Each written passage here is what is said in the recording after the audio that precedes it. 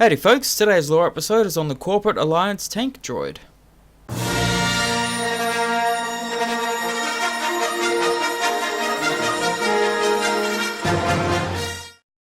The NRN-99 Persuader class Enforcer Tank Droid was originally built by the Corporate Alliance not as weapons of war, but as a way of guaranteeing cooperation.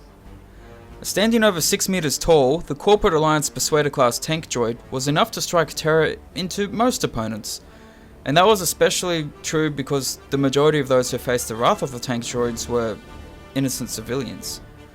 Now, the Corporate Alliance sent its Tank Droids off to worlds whose governments were unwilling to accept the trade requirements imposed on them. A group of Tank Droids moving through the main streets of capital cities, crushing citizens beneath their tracks, was usually enough to make governments see the generosity behind the Corporate Alliance's offers. Now, the Persuader class Tank Droid was essentially one large wheel. Its elongated main track ran around the exterior of the central unit, so the vehicle was able to trundle over a variety of difficult terrains. Now, for added stability, the Tank Droid was equipped with two smaller outrigger track units. Now, these could be extended outwards if the droid was travelling at higher speed, or dealing with particularly difficult terrain. Above the outrigger track units were a pair of weapons outriggers. The basic frames could be fitted with a range of different weapons, depending on the parameters of each mission. During their use on the battlefields of the Clone Wars, the tank droids were fitted with laser and ion cannons.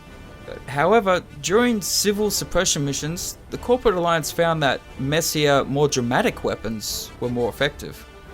Concussion missile launchers, homing missiles, thermal grenade launchers, and dumbfire torpedoes were all used from time to time, depending on the tastes of the mission commander. Now, the Corporate Alliance found that there was nothing like a tank droid spitting missiles into a crowded city precinct to spread chaos and terror very quickly. Now, as its name suggests, the tank was fitted with a droid brain that was sufficient to carry out a range of battlefield maneuvers and follow a catalogue of mission outlines. However, the tank was also fitted with a tracking transmitter and control receiver. These allowed Corporate Alliance commanders to keep track of where their tanks went, and also to send overriding orders to individual units or entire groups. Now, in the event of the droid control ship being destroyed, however, as at the Battle of Naboo, the tank droids were capable of independent action, based on the last orders they had received, of course. Now, for maneuverability in the field, the tank droid was fitted with a pair of stereoscopic visual sensors that jutted out from either side of the main unit. These gave the tank droid an eerily organic appearance, as if they possessed some sinister intelligence. Whereas in reality, the droids were fairly stupid and could easily be outmaneuvered by experienced sentient commanders. On flat ground, the tank droid was capable of speeds of up to about 50 kilometers an hour.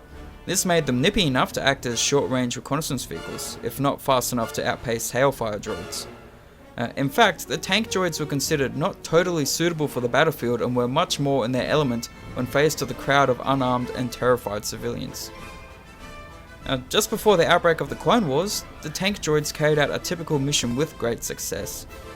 A group of tanks was dispatched to the Fakir sector node to deal with a secret training camp for industrial spies. The tanks approached the camp, surrounded it, and then launched volley after volley of missiles. And then the camp was reduced to rubble, and all within were killed. And that was just the sort of mission, that one without any opposition, that tank droids were best at. And that is the Corporate Alliance Tank Droid, otherwise sometimes referred to as the Snail tank. So if you liked the video, leave a like, let me know what you thought of the video, subscribe for more videos. I hope you enjoyed, and I will talk to you all on the next one. Later.